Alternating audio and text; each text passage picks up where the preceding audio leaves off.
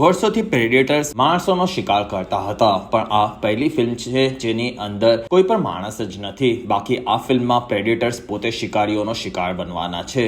જેમાં આ ફિલ્મની શરૂઆતમાં આપણને પ્રેડેટર્સના વિશે કહેવામાં આવ્યું કે તેઓ યોદ્ધા ગ્રહ પર આવે છે, એના જ કારણે તેમને યોદ્ધા કહે છે. જેમાં તેઓ ક્યારે પણ શિકાર નથી બનતા અને તેમના કોઈ દોસ્ત પણ નથી હોતા અને તેઓ ફક્ત પ્રેડેટર્સ હોય છે અને આ જ તેમના કબીલાનો નિયમ હતો. પછી આપણને પ્રેડેટર્સનો ગ્રહ યોદ્ધા પ્રાઇમ જોવા મળ્યો અને ત્યાં બહુ જ તેજીથી બાઇક લઈને ડેક નામનો એક યોદ્ધા પોતાના કબીલાનો રાજકુમાર આગળ વધ્યો. પછી ત્યાંથી તે ગુફા પાસે આવ્યો અને તેણે પોતાનું માસ્ક કાઢ્યું, જેમાં તે પોતાના ભાઈને ગોતી રહ્યો હતો અને એના ભાઈ ક્વોઈને ત્યાંથી અદૃશ્ય થઈને પોતાના ભાઈ પર હુમલો કરી દીધો.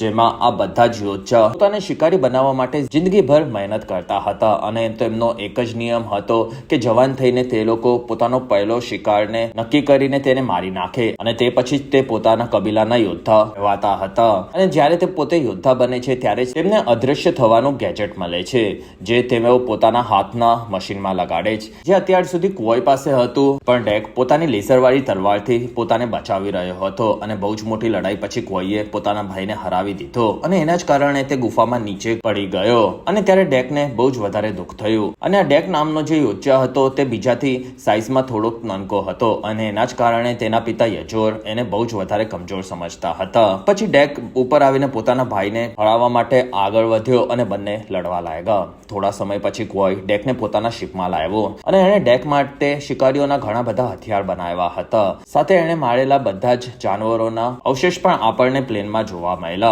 પછી ક્વોઈએ પોતાના ભાઈ ડેકને શોલ્ડર કેનન ગન આપી, જેનાથી તે શિકાર કરી શકે અને એ પોતાના ભાઈને બહુ જ વધારે પ્રેમ કરતો હતો.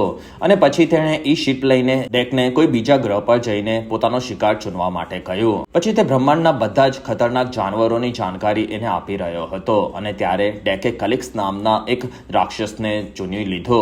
ત્યારે ક્વોઈ કહે છે કે તે તો ગેના ગ્રહ પર મળશે, જે બ્રહ્માંડનો બધાથી ખતરનાક ગ્રહ છે અને ત્યાંની બધી જ વસ્તુઓ જાન લેવા છે, જે તને ત્યાં જતા જ મારી નાખવા માંગશે.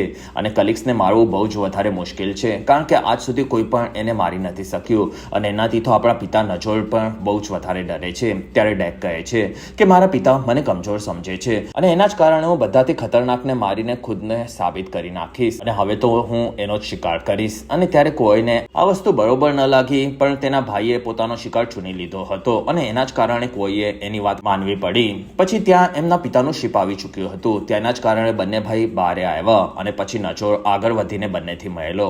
ત્યારે ડેકે પોતાના પિતાના સન્માનમાં ખૂન કાઢીને તેમને દેખાડ્યું. ત્યારે નજોર કહે છે કે